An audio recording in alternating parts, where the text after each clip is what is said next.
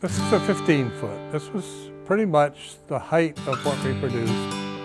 Absolutely the best ride on the water for this size. Fully upholstered interior with side panels. Many times we would have, depending on the brand of engine that went on it, it would have a single handle control that controlled both speed and shifting. And it had a number of unique things about it. One of the things that improved this boat immensely was stretching again the limits on the plywood.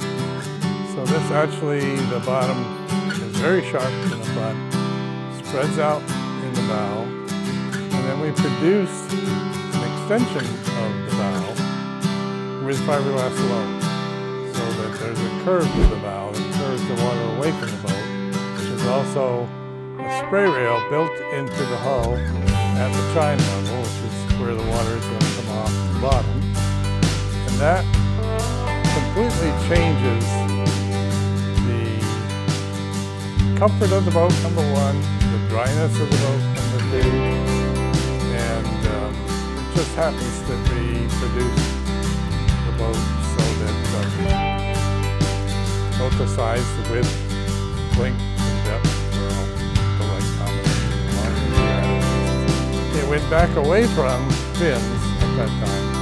So this is fairly flat on the deck of the stern, which didn't date it so much as it might have with the fins. This boat is totally original. Interior is original. I call it totally original. We did varnish exactly what we did and paint the sides and so on. But all the equipment in the boat, including the engine, is original. Came from Chester, which is where these were all made. And the person that owns it still comes up almost yearly. Wants to know if you can go look at his old boats. The model is called the Citation, and it is model number 1561. Its dimensions are 15 feet long, using again 16-foot plywood that get bent to a 15-foot length because of the curve.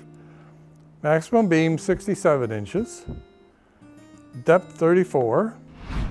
The width was 61. That retained the softness of ride, I think, part of the make of a really good riding boat.